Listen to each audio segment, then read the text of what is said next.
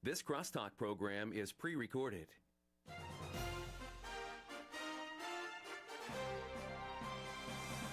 VCY America presents Crosstalk, a nationwide call-in program discussing issues that have an effect on our families, our communities, our churches, our nation, and our world. Crosstalk, an opportunity for you to voice your concerns for biblical principles. And now live by satellite and around the world on the internet at vcyamerica.org. Here is today's Crosstalk.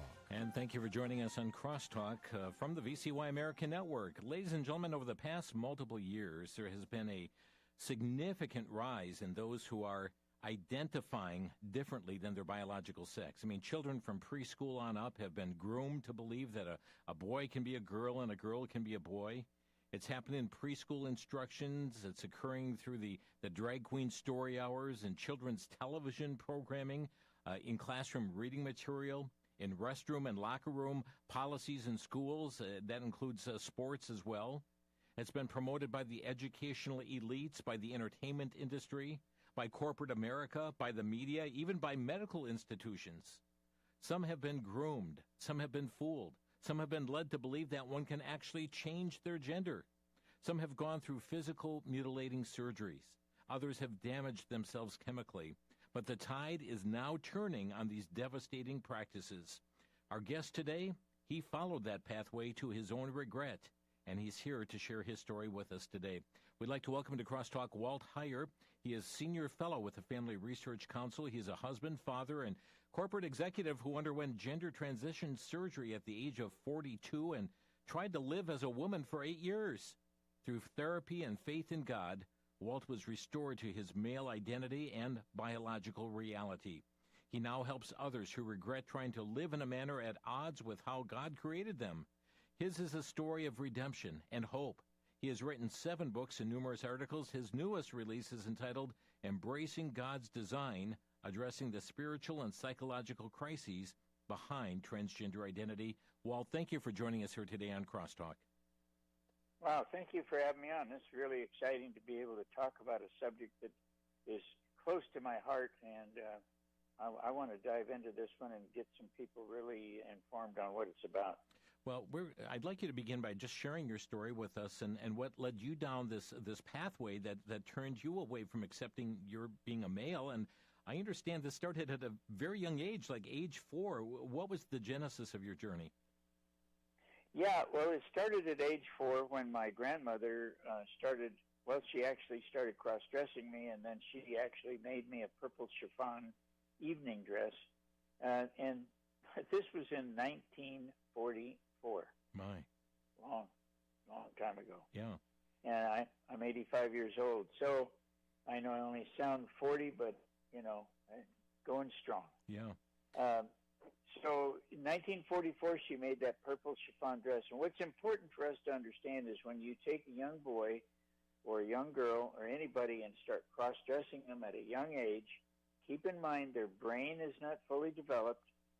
We don't really completely develop our identity until sometime after the age of 20, 25, even 30 years old. So anybody who's introducing this cross-dressing ideology to children are, in my view, this is emotional and psychological child abuse, and we should not be tolerating it in our families. We should not be celebrating and dancing around kids as we cross-dress them. Sometimes the older siblings are cross-dressing their young kids.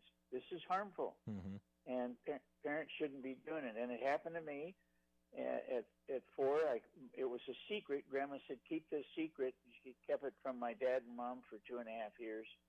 And so this was implanted in me. And I remember at a young age, 5 and 6 years old, crying myself to sleep, wondering, why does Grandma like me as a girl but not as a boy? My.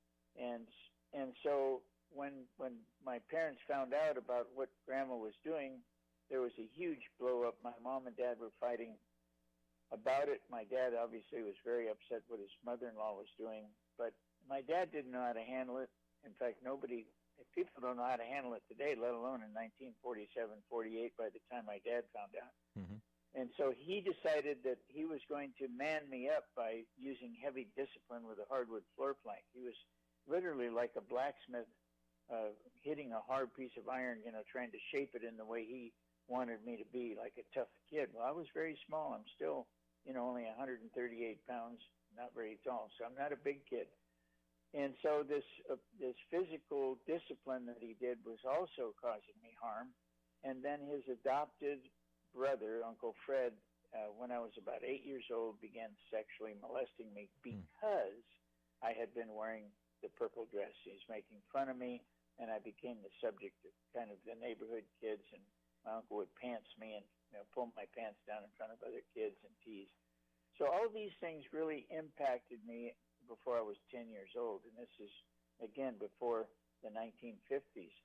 And so by the early 1950s, I was actually going out in public identifying as Crystal West, and that was during a time when the news came out about Christine Jorgensen, a soldier who had gone through the surgery, I believe in Germany, somewhere over in Europe, and he began to identify as Christine Jorgensen, made headlines, and I thought, that must be who I am. I had the identity.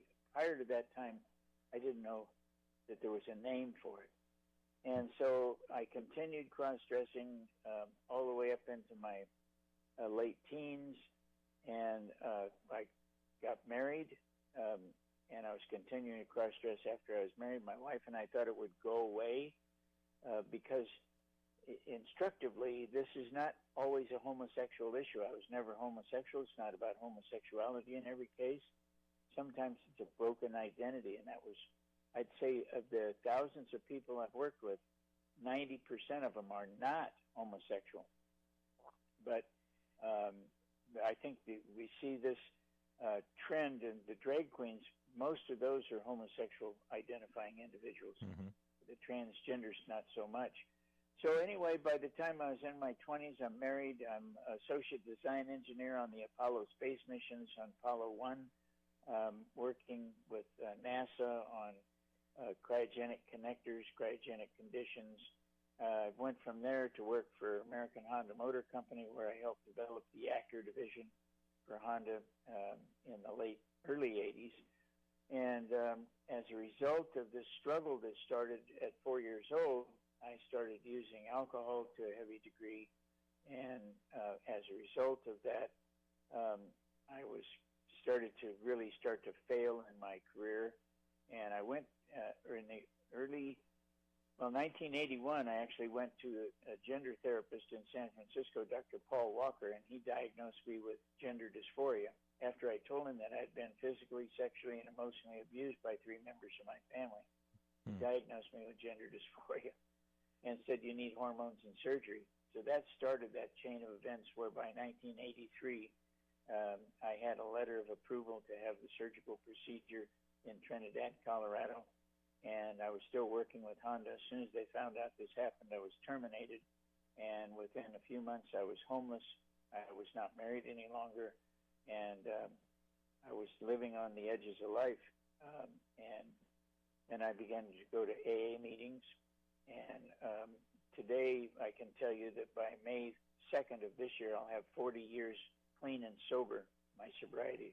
That was one of the things that really has made my life, along with the Lord Jesus Christ, Amen.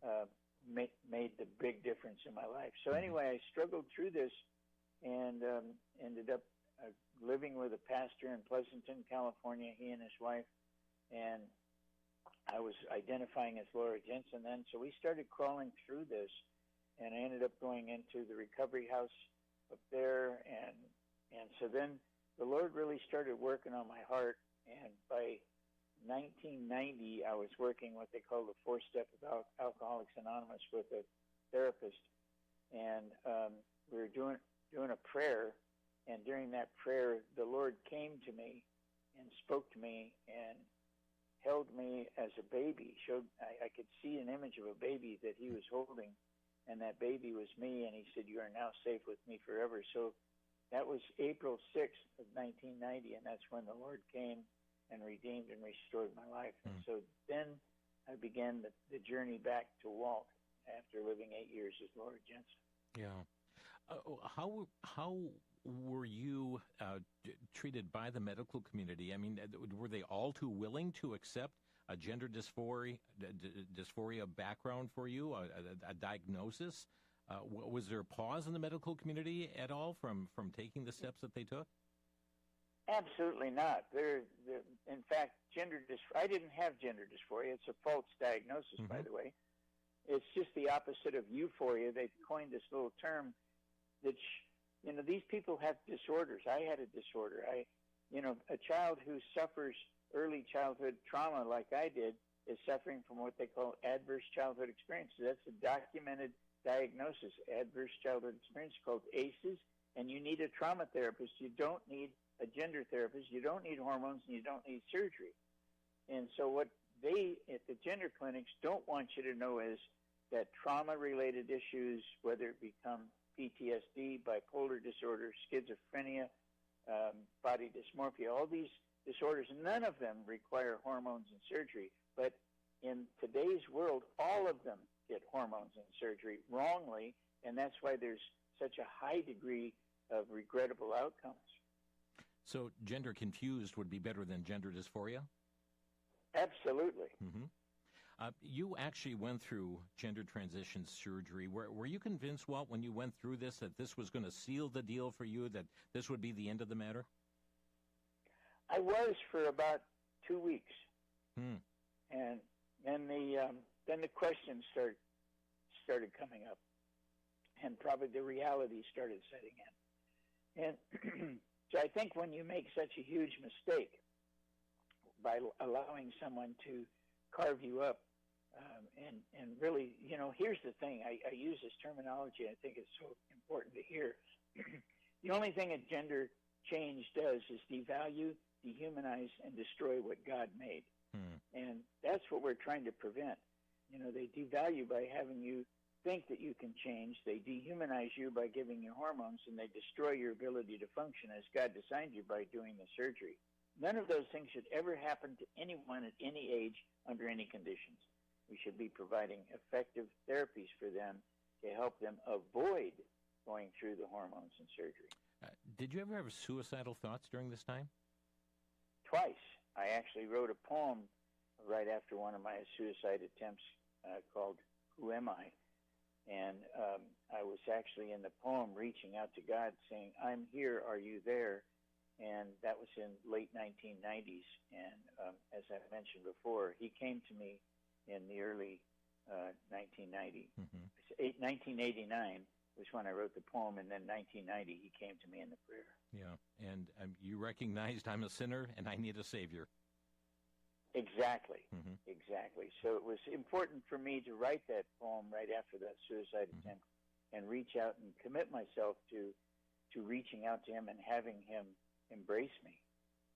Friends, you're listening to Crosstalk on VCY America. We're talking today with Walt Heyer, Senior Fellow with Family Research Council. But Walt is one who underwent gender transition surgery at the age of 42 and tried to live as a woman for some 8 years. And it was through therapy and through faith in God that he was restored to his male identity. We're going to get more into that story and also look at some of the contemporary issues that are going on with that, because now there's even a lawsuit that has been won by a young person that had been mutilated through such surgery. We'll be back in just a minute. You're listening to Crosstalk on the VCY American Network.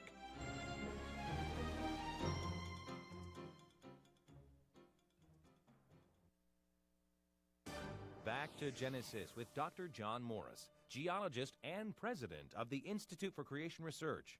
Dr. Morris, fossils are found in some pretty strange places sometimes, aren't they? Yes, indeed they are, Chris. Usually they're found entombed in sedimentary rock, which originally was sediments that were laid down by moving water, but since then has hardened into stone, allowing the dead things to harden into fossils. But sometimes the fossils are found in truly weird areas.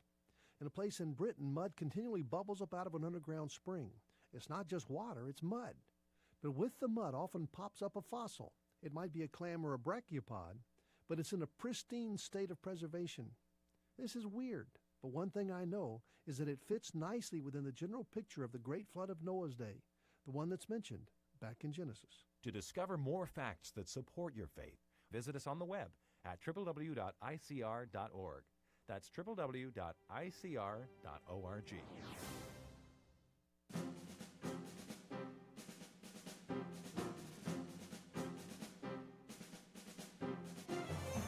Walt Heyer, our guest today on Crosstalk, and discussing his life, what he went through.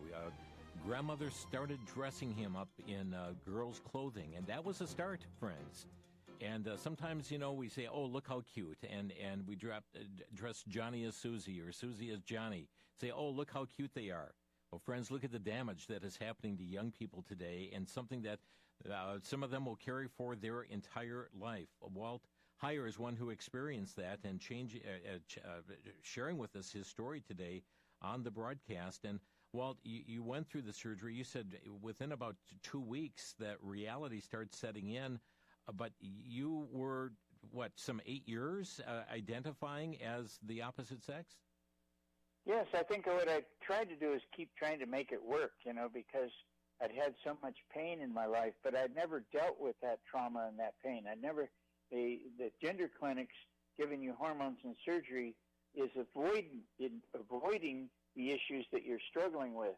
And so when you do avoid them, you're going to keep struggling with them until you actually come face to face with them, which took me almost 8 years to come face to face with them and start facing the reality. And you don't really know who you are until you look at yourself as God sees you.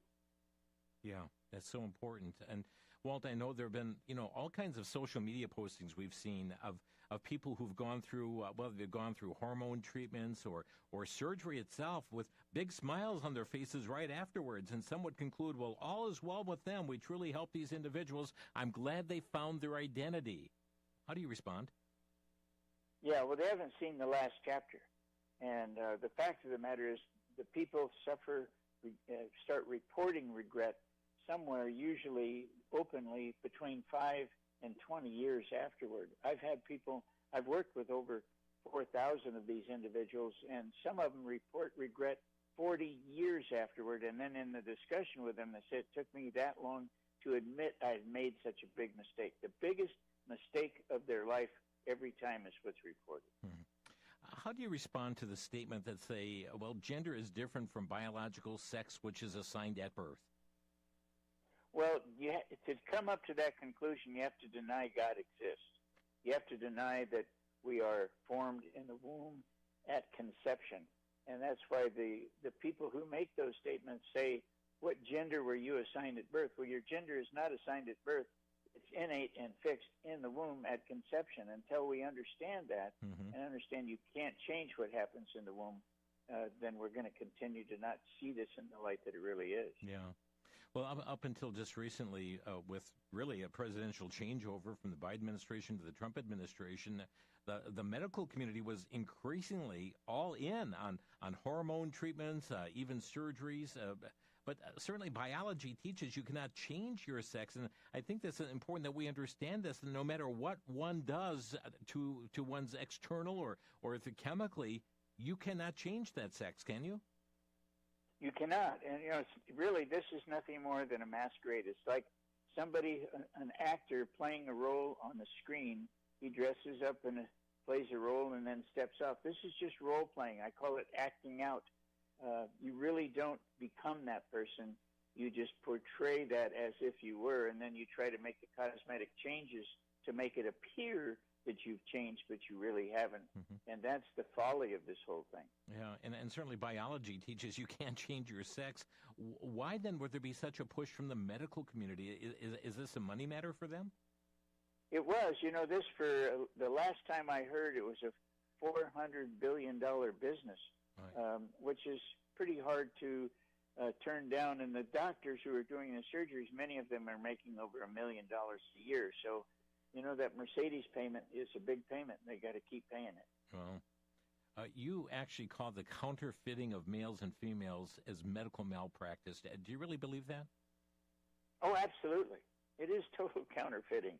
I mean, it's, when they do this strictly because they're making money from it and because it's widely supported. And it's starting to crumble a little bit because the medical malpractice insurance is starting to go up, and I think this is where it's really going to fall apart when these medical malpractice fees become so big that they can't deal with the cost. And there's been a victory just recently. Tell us about it. Yeah, New York, they finally, this is the key to this, is that they finally got a case to a jury, so that in a jury trial, you were able to do the reporting in the news and you're able to see the results. When we get all these things into jury, then we're going to have tremendous success at being able to show the outcomes are devastating to the doctors and the psychologists who are approving these, such as in this case, $2 million, both levied against the surgeon and the psychologist, and bravo. But there's been a lot of other cases that have been won. The difference is they've been sealed, and we haven't had an opportunity to hit the headlines with them because they're sealed and they can't talk about it.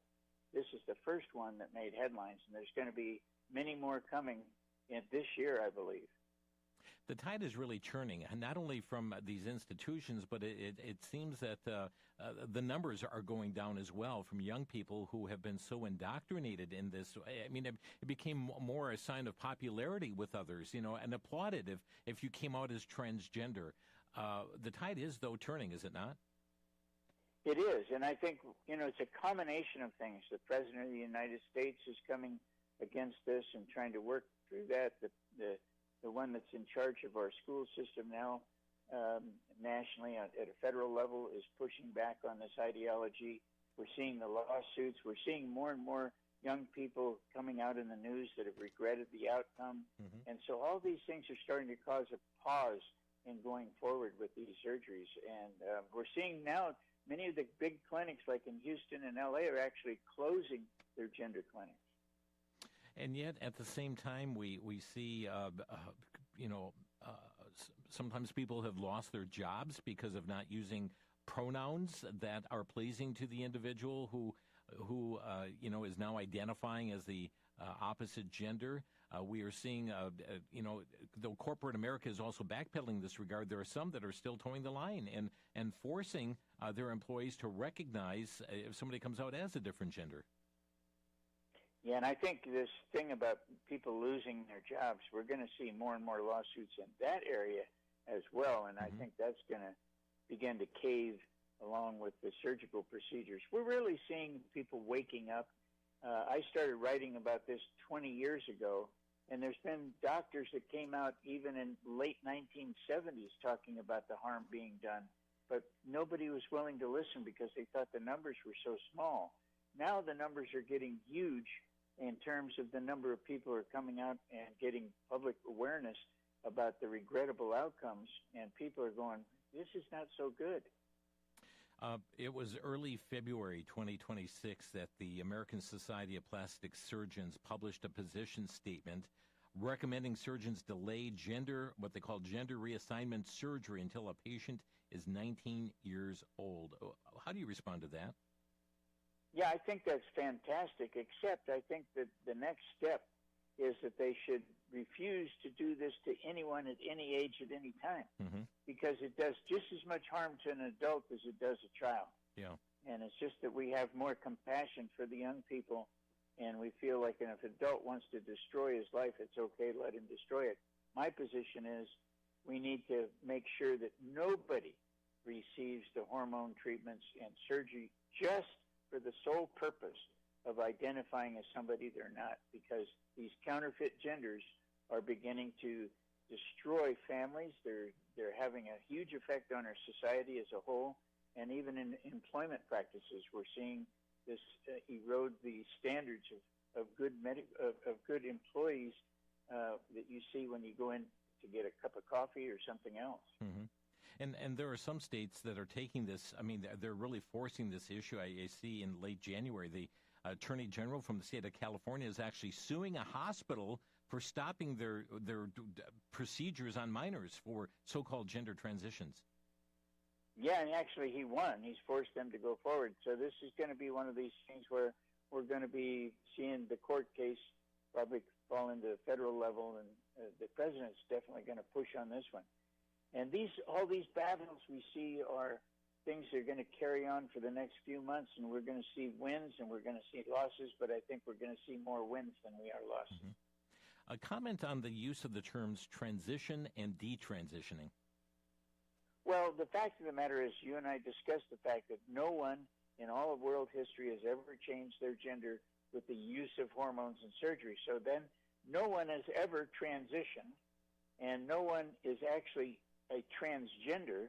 You can identify as a transgender. You cannot become a transgender. And by the same token, that means that there is no such thing as a detransitioner because nobody ever transitioned. So the language is important because whoever holds court on the language gets to hold court on the end result. And so we really need to start using the proper language. Counterfeiting of genders is probably much more appropriate, and nobody transitions and there are no detransitioners. Yeah. God made you the way you are. You just change your appearance, but biologically, you're the same. We're talking with Walt Heyer today, and Walt, I've got a few more questions for you, but you've got some websites that our listeners can get more information on this issue. There may be some families that are battling this at this very issue where a son comes home and says, I really believe I'm a girl, or a girl says, I believe I'm a boy. You've got helps that are available. Yeah. Go to embracethedesign.com and waltheyer, HEYER.com. And there's a lot of resources there. You can go through that. There's books on both websites that are available. And the books, by the way, are sold worldwide. And so dig into that. You should have some of these books in your hand if you have somebody in your family that's struggling with it. And get the resources and use them. They're very, very helpful. EmbraceTheDesign.com is the website, EmbraceTheDesign.com, and also WaltHeyer.com. Heyer is spelled H-E-Y-E-R, WaltHeyer.com. Walt, how big a role is the educational system having on children questioning their identity? Huge, huge. They have been probably one of the major factors in this battle for the last 10, 12 years.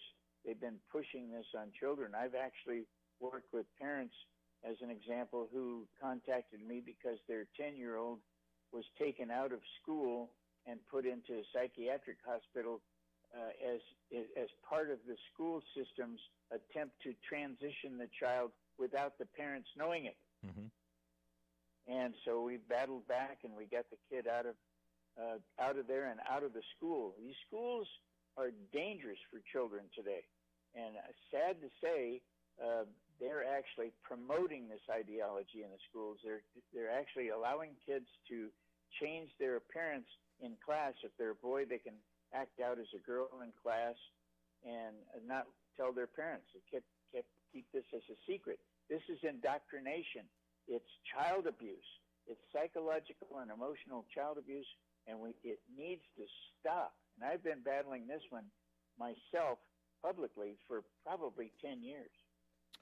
Friends, we're going to take a quick break, but I am opening our phone lines. If you have a question you'd like to ask of our guest here today, Walt Heyer, our phone number to Crosstalk is 1-800-733-9829. 1-800-733-9829. Maybe you're dealing with somebody within your own family on this issue, or have a friend that is saying, hey, this is happening in our family. Where do I go from here? Should I use the pronouns that they are requesting I use for them, even though it defies who they really are? Back in a minute here on Crosstalk.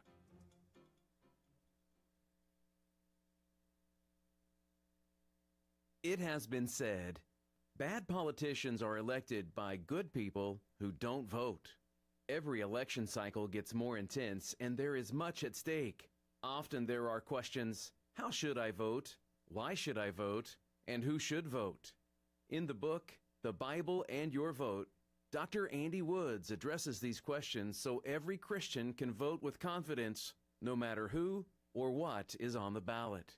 The Bible and Your Vote offers biblical and historical insights on 5 key categories: economics, social issues, climate, power and personal rights, and foreign policy. These timeless principles will help you quickly identify candidates whose character or agenda best reflects biblical values. VCY is offering The Bible and Your Vote for a donation of $15 or more. Call 1-800-729-9829.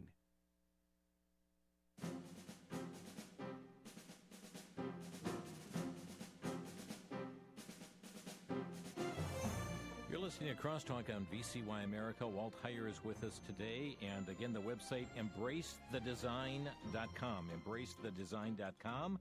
And also waltheyer.com. Walt Heyer, Heyer.com. Taking your questions today or brief comments, our number is 800-733-9829. Let's go to the phones. We have Karen calling from New York, New York. Hi, Karen. You're on the air. Yes, hi there, and thank you for this topic. Could the gentleman please address the concerns with, I've heard about children who are born with both Y and, different body parts that can pertain to the male and the female, and, then someone has to decide, are you going to be a male or are you going to be a female, like something to that effect. Okay, thank you for the call. Yeah. You're welcome. Yeah, those, yes, there are those, but they are not transgender. That's a medical condition, and that's treated with medical care. And so, yes, that does happen. It's typically called intersex, and the doctors have to make a decision as to what's best for the patient, depending on what that abnormality is. Yes, that occurs, but it occurs so small. I mean, it's a very small number of people, but it's not the subject that we're talking about. They are not transgender. Mm-hmm. Thank you for the call. Our number, 800-733-9829. We have Ron calling from Tri-Cities, Washington. Ron, you're on the air. Yes, sir. I'm a substitute teacher. I get into some of the schools, and I see these that's what I call them, sexual mutilation flags, and the sexual depravity flags, and that they have clubs, kind of like the chess club. It's called GLOW, gay, lesbian, or whatever. Mm-hmm. They're not savory. And also, if sex was assigned at birth, why would they need sex selection abortions? That's really all I have. Thank you. Yeah. Thank you for the call.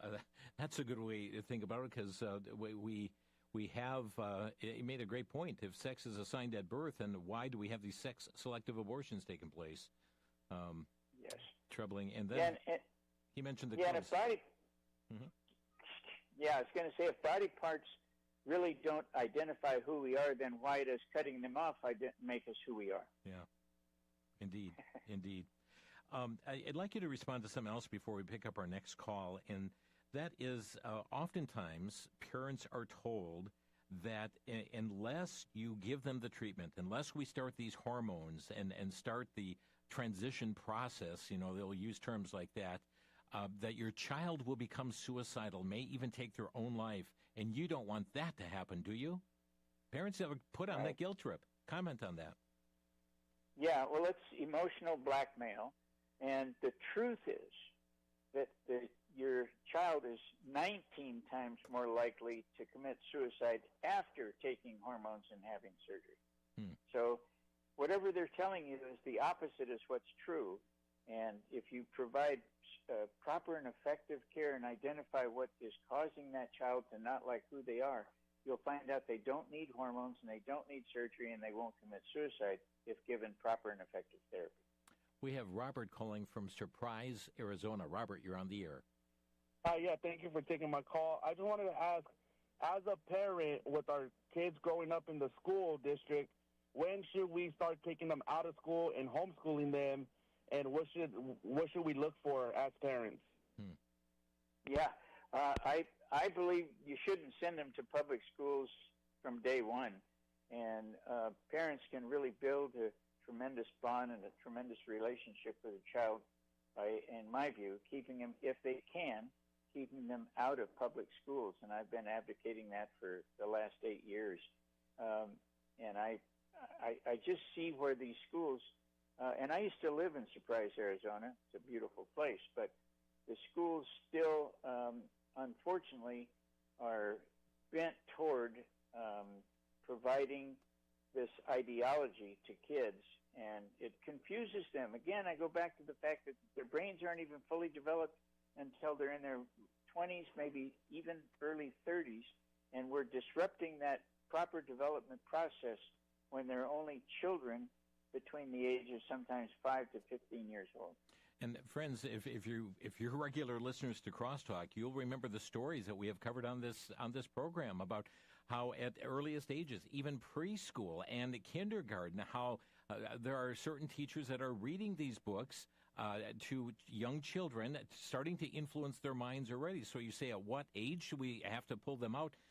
Walt has great advice there, friends, to even enter into the system. That indoctrination is beginning when these minds are so pliable. And yes, we want to please our teacher and respect our teacher. And they say that a boy can become a girl and a girl can become, maybe I am really opposite of what my biology states. And so that indoctrination happens very early in the educational process. And, Walt, we've sadly even have seen stories where a dad has tried to keep his kindergartner out of class, from these books. And the courts, the school system ruled, no, there is no exempting children from them. And the way one does exempt a child from this is not participating in the process to begin with. That's exactly right. Let's go. We have another Arizona caller. This is Kathy from Phoenix. Hi, Kathy. You're on the air. Oh, hello. Hi, Walt. I just wanted to thank you for the wonderful job that you're doing in helping detransitioners and also helping society in general. My question has to do with your grandmother. Like, I don't understand, like, what kind of a person was she? What would motivate her to do that to you, knowing that your family would be very angry at you if they knew? Well, I have no idea.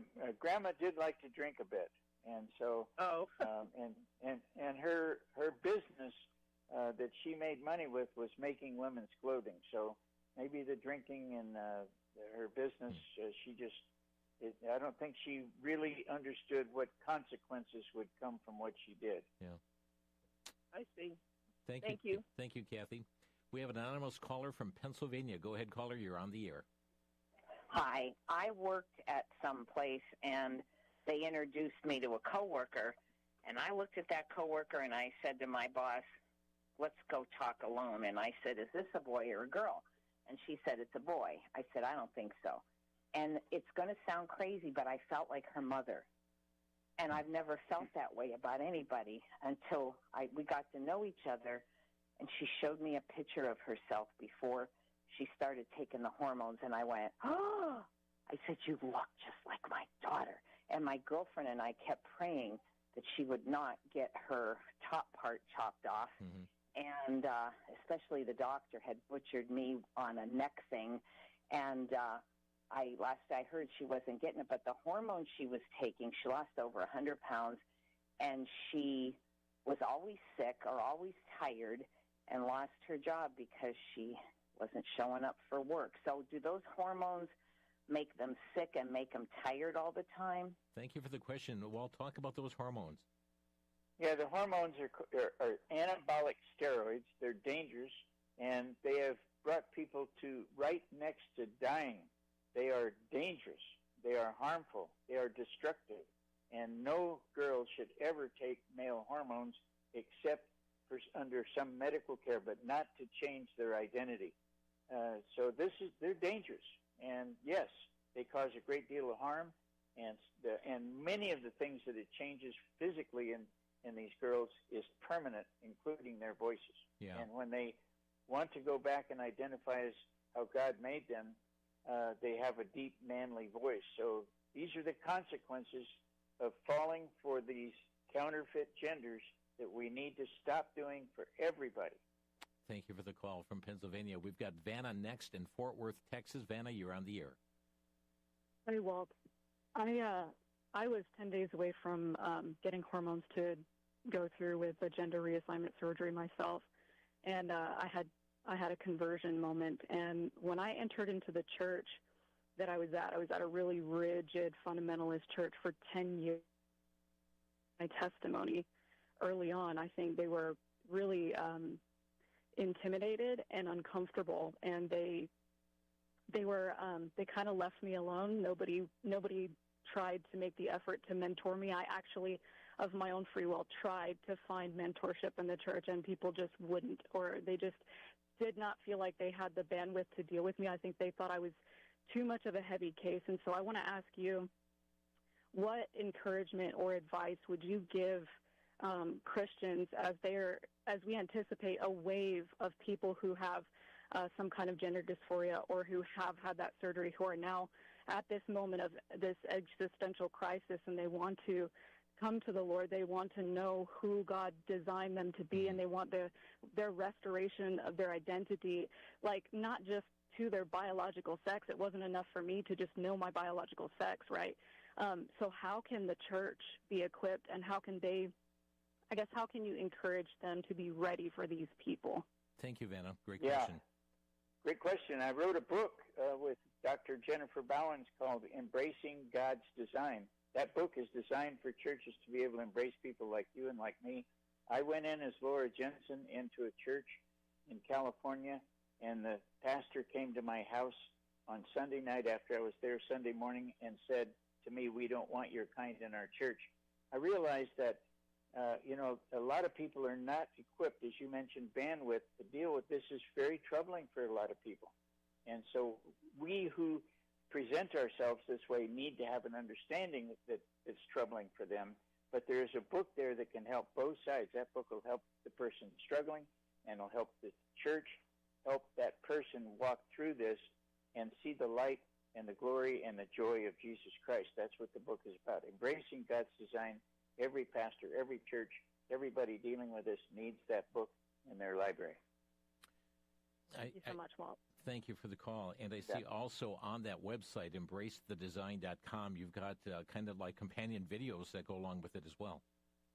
Absolutely. The videos are fantastic. You can do small groups. If you have somebody in your church that's struggling and you want to get a group around them, get the videos and do this with just, 5, 6, 7, 8, 10, 12 people.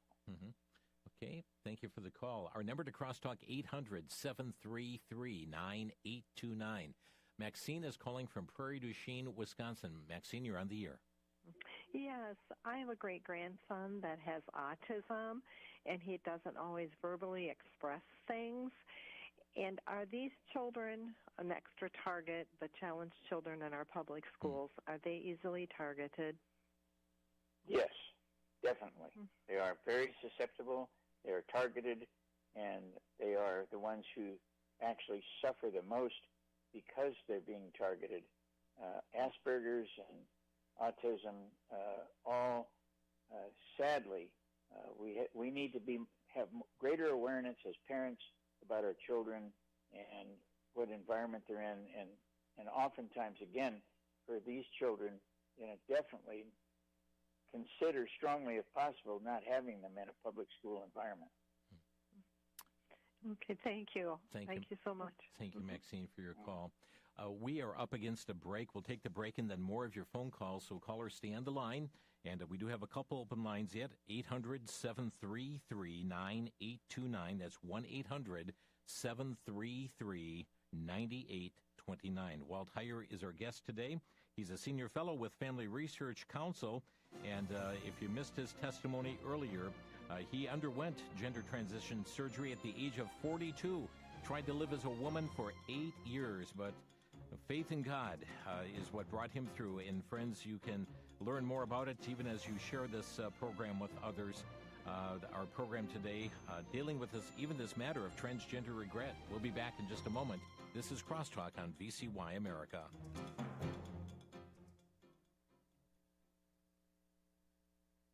For the Worldview Report, I'm Brennan House. Our website's worldviewtube.com. A new report out by SRN News, well, it should stop every discerning Christian in their tracks because according to a new Lifeway research poll, 73% of self-described evangelical Christians in Canada now agree that everyone is born innocent in the eyes of God. 66% affirm that everyone sins a little, but most people are good by nature. And then a stunning 66%, they believe that the Holy Spirit is a force, but is not a personal being. Of course, that last one is a literal attack on the gospel itself, the Trinity. But let's take this issue of people being born innocent. The Bible speaks to this. I was conceived in sin. All all have sinned and fallen short of the glory of God. The heart and mind are deceitfully wicked above all else. Who can know it? The Bible speaks to these issues. Clearly, there's not enough Bible teaching in the churches of Canada, and I think this would also hold for America. I'm Brennan House.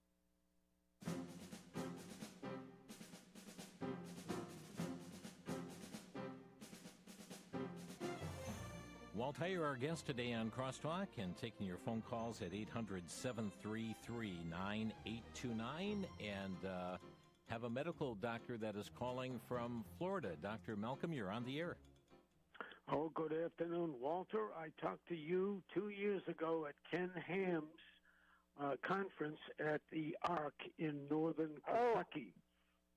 Yes, wonderful. Nice to speak to you again, sir. Let me tell you what's happening in both the osteopathic and the MD professions. I have a son that's an MD, and I'm a DO. I talked to, from a DO's perspective, and the MDs are in the same category, to the president and the president-elect, both people, one a male and one a female, 2-year tenures in Chicago, and the osteopathic president at the state of Michigan. Now, this information is a year and a half, or 2 years old now, after I saw you. And I said, I speak for 95% of the osteopathic doctors who are afraid to talk to you lest they lose their jobs. And so I said, no surgery should be done, nor puberty-inhibiting drugs, as I'm an endocrinologist. And we know that this is against nature's and God's way. It's grossly abnormal, and it is evil to the nth degree. So after I talked to them for about 8 to 10 minutes, then they had to leave. 4 months later, now, so this would be a year and a half ago, I called the AOA in Chicago and the Lansing president in Lansing, Michigan. Mm-hmm. And here's the answer I got from both parties. We are evaluating this problem, and we'll let you know. It's under investigation. Translated, it means in 20 years we'll let you know, because it's financially very, very, very remunerative. So they're getting rich on doing evil work. And I have been pronouncing this for now 2 years, and you are excellent. Your program today was right on the money, strictly honest, the truth that people need to know. So I'll end my talk. You can make comments. Great. Thank you, Doctor, for your call. Walt. Yeah, I mean, he's right on. We need to keep telling the truth. That's what's going to change things. Yeah. So thank you, Doctor, for weighing in. Thanks for the call here. Let's go to Paul in Cameron, Wisconsin. Paul, you're on the air. Thank you, Jim and Walt, both for taking my call. Yes, I have my youngest brother was married, and unfortunately it ended in divorce after 10 years, and he had 2 children that the wife mainly took care of, but the oldest of the 2 was a daughter, and, well, it still is a daughter, of course, but she had decided to go through where she'd be a transgender, meaning she's not a Susie anymore, she's a Johnny. And I had simply, as an advice, told him just don't have her, him or whatever, but just simply don't participate in these gay pride parades, because they turn very violent usually. Yeah. So maybe. Well, here's the thing. Yeah. Here's the thing. You mentioned the divorce, and what we find out is children suffer trauma oftentimes when the parents divorce. And what happens for trauma is they will start identifying as transgender to deal with their trauma. Oh. And so this is what we see all the time, and that's, you get the book Embracing God's Design, and you'll see we've written about this very subject, about the divorce and what that can cause a child to want to identify as understand that. You're right on the money. This is what happens. Thank you for the call here, Paul. Lori is calling from Michigan. Lori, you're on the air. Yeah, thanks for the program. It's wonderful to have this professional, somebody that understands all about this. I was going to say, I was in California. I was stationed in the Air Force, and there was a guy that worked with us, and he was cross-dressing, and I don't know if he was transgender, but he was crossed. He was wearing women's clothes.